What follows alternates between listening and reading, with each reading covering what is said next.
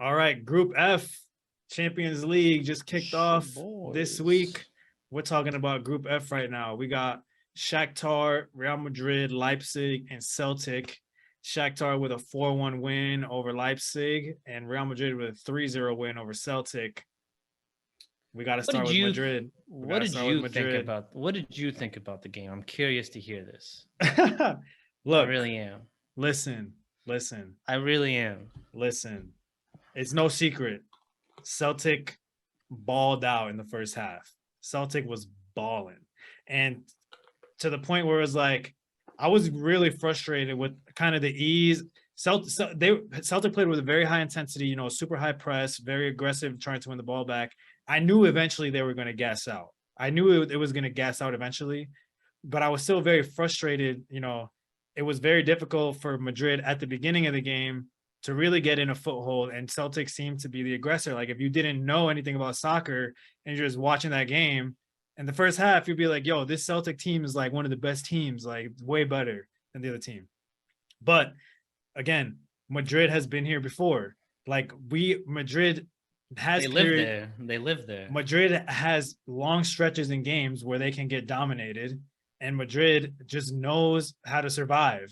And then when we have our chance, like, okay, first of all, we had a few good chances in the first half. We had like two really clear ones. Vinny missed a pretty good one on a breakaway in the first half. Celtic could have scored so many goals that game.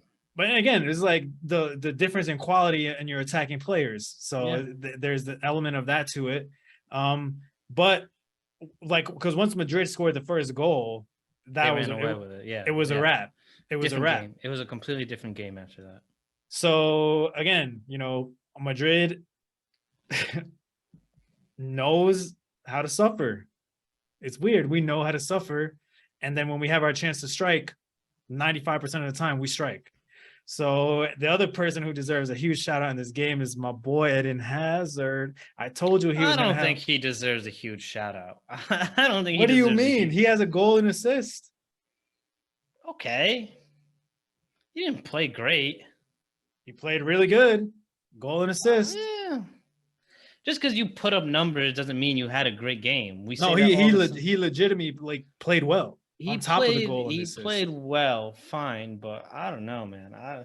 If he's your replacement for Benz, I don't think you guys. No. Oh yeah, and we can't forget to mention Benz went down in the game. Huge L for Madrid. Huge L. Sure. I mean, this was during the time that Celtic was dominating, though. And again, if okay, what are your thoughts? I know what you're gonna say. Madrid play so bad. What are your thoughts? No, I mean, I think I don't fully disagree with you. They kind of do what Madrid does, but I told you on Saturday or on Sunday, I don't remember which, but in the last episode, one of the last episodes when we were reviewing the game, that Madrid hasn't, at least for me, been an incredibly convincing team in terms of the way that they kind of approach the games and the way they play them out. It seems like a lot of, but like you said, they can be dominated by not the best teams. And yeah, I mean, obviously the physicality of it plays a big part. So, if you're in better shape, you have a much better chance. But if you're just waiting for the other team to gas out, I don't know what kind of strategy that is. You know what I mean? Like, it should be more on the soccer side, in my opinion. Not that Madrid had but a Fernando, poor game. We've been here before though. I know, dude, and it's super annoying. Dude, last year in the knockout tie versus PSG, which is a two-legger, we only were better for like 15 minutes. And we scored 3 goals. Same with City. I get it. But my point is that it's yeah, sure, you can pull off, and at the end of the day, what matters is the results. All I'm saying is that, in my opinion, they don't get them in convincing ways, and I don't know how they do it, but it's super annoying to see them be the worst team so often and then still get the result. And, a lot of it has to do with my bias because I'm a Barca fan, but, maybe for some people who are unbiased, it's something incredible to see, but it is so annoying. But that being said, in the period that Madrid was being pressed on very highly, and I kind of want to get your opinion on this. I still, even with Alaba starting in the middle, that defense didn't look great. Um, they were kind of like scattered. It wasn't super organized. Even with Alaba, I'm going kind of back to what I was thinking before, with the whole Alaba and Rudiger thing. Because even with Alaba in the middle, they still seem to make these mistakes. And Militao, I guess, got hurt, but Yeah. he was subbed off for Rudiger, and I thought the defense looked better when Rudiger came on than when Militao was on the field. Uh, I so okay, I agree. Yeah, and to be fair, Alaba was still in the middle, yeah. but I still think that they look better with Rudiger on the field than they did with Militao. And I know you love Militao because he's gotten you to where you are, and he had his breakout year last year. But I think at the end of the day, the pieces will fall where they fall. And I think, at least in my opinion, Real Madrid looked better with Rudiger in the middle than with Militao. And maybe it's So just because he's hurt. Who knows? so this is my thought. Obviously, the defensive performance in the first half, not great. There's no way around it. I don't think like just putting in Rudiger would have changed that. I think Madrid was legitimately caught by surprise by the intensity of Rangers, and they weren't expecting it to be like that high pressure. Also, the stadium there is crazy. They get a real good environment there that gets behind the team. It's not an easy environment to play in. Obviously, the quality Sure. of the players that Madrid has is much higher, which showed at the end of the game. But I think Madrid kind of just got caught off guard at the beginning. And once the game is rolling, if your opponent is on gear 5 and you start out at gear 2, you can't literally necessarily just like snap your fingers and move up to gear 5. You gotta work your way into the game, which Madrid did. Yeah. I, And it's interesting, and I think it's so interesting, and I mentioned this over the weekend when I was talking about the Barca game, saying how even if Barca is in a lull in the middle or whatever, we now have, like you said, quality of player makes such a big difference. um there was the ball over the top to Lewandowski that kind of seemingly came out of nowhere. And, just there's different little sparks that, Barca had over the weekend. But I think that it makes such a big difference because I mentioned before, Celtic had so many chances to score. And, it's not that Madrid had none, but I felt like Celtics were clearer and they looked a lot more dangerous than Madrid did in the first, I would say, 50, 60 minutes. we also Cer- got Courtois too. So and you have Courtois. Exactly. Exactly. Yeah. You have a great keeper who actually came out with one or two like really good saves. Um, so there's that. But, Celtic, and again, this isn't to take away from Madrid's win. You guys got the job done.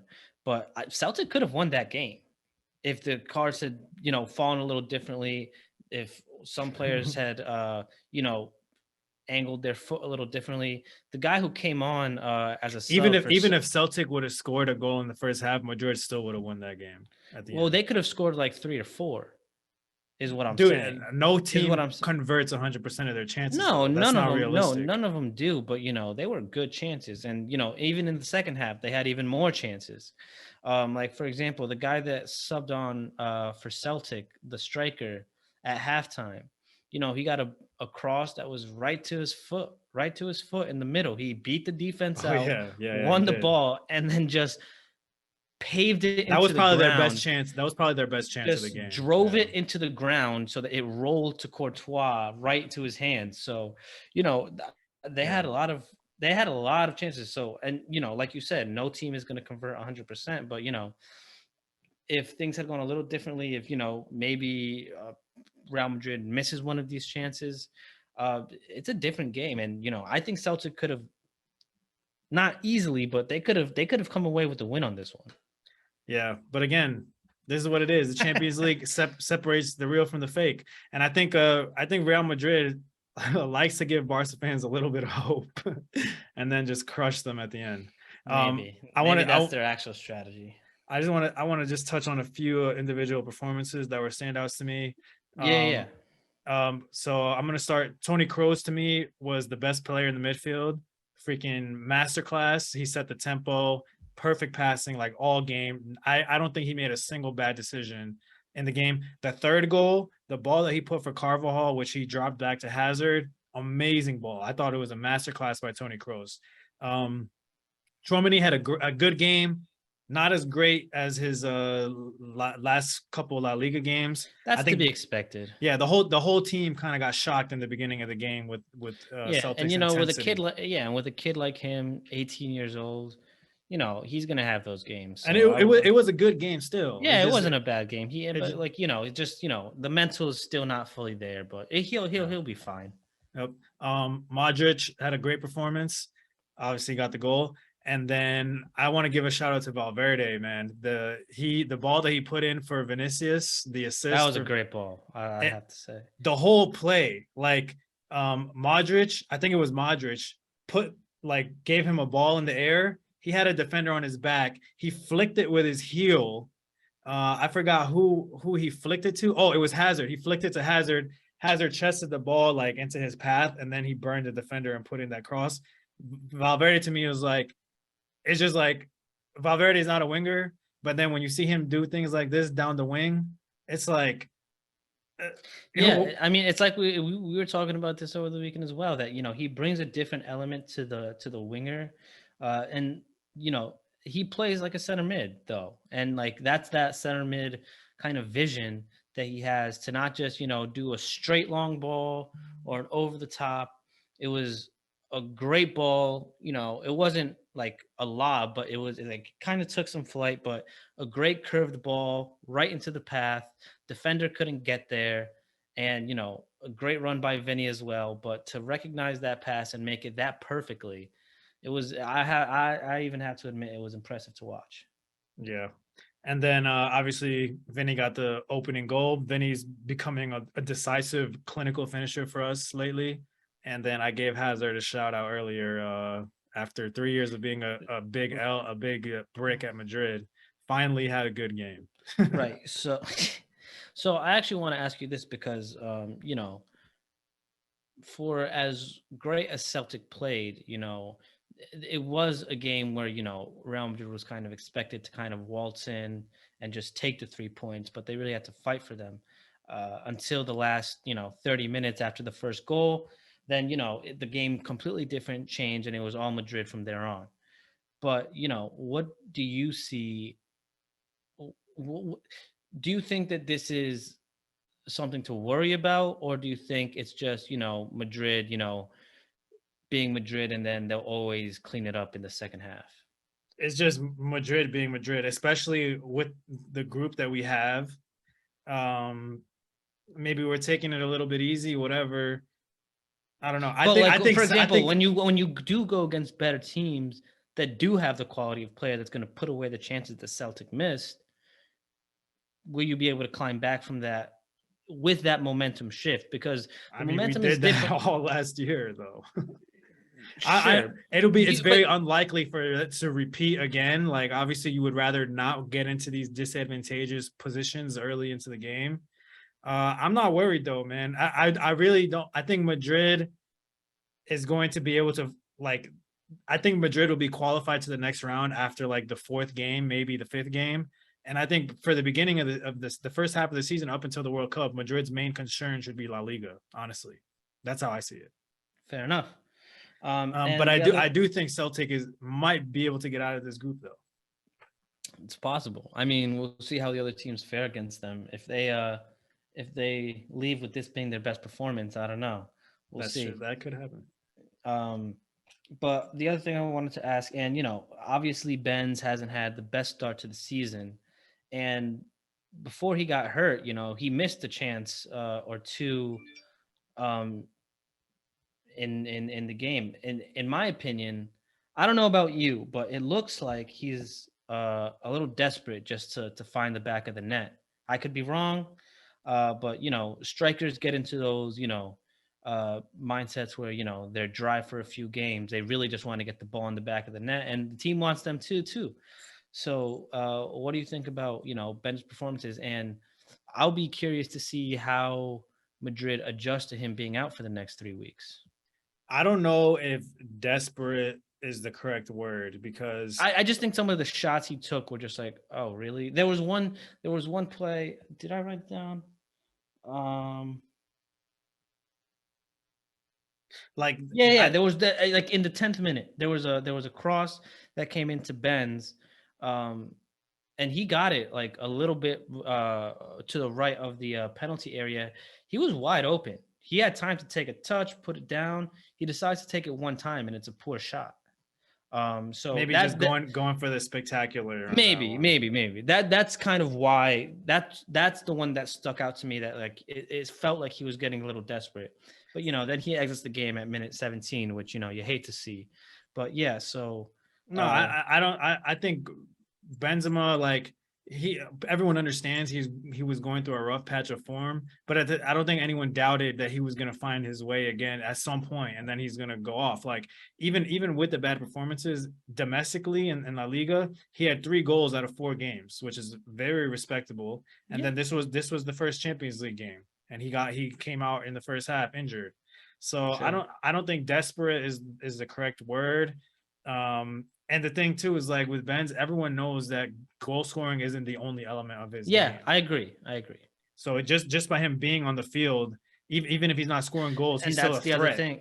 That's the other thing I wanted to ask you is, I mean, how do you think um, they adjust? And are you worried and about I am how, worried. how I'm they'll be worried. doing in the next 3 weeks? Because even if you have like one game, 2 games where they do well, there's always going to be that gap where there's always going to be those times where you're going to see a play or a player do something, and you're going to say, "Man, if that had been Ben's, that would have been different."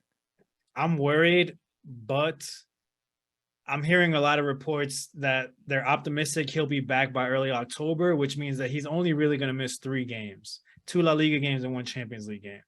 So as long as we can pick up, 3 games, I think we can get through 3 games without Benz, especially in the form that Vinny is in, the form that Valverde and Rodrigo are in.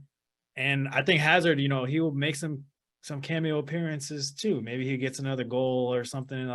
If it was like I am concerned, but I'm not that concerned because it's looking like it might be a short-term injury. It's not like an ACL or something like that. Right. No, I know, but I'm just saying, when it comes to the end of the season, 1, 2, 3 points can make a huge difference in terms of what the table says. He is going to miss the Atletico Madrid game. That's going to be so. The next on Sunday we're playing Mallorca, then we have Leipzig, and then we have Atletico Madrid, and then is the international break, which he should be back after that. So the Atleti game is going to be interesting. But in terms of Mallorca and Leipzig, I think we should be able to handle those 2 games at least.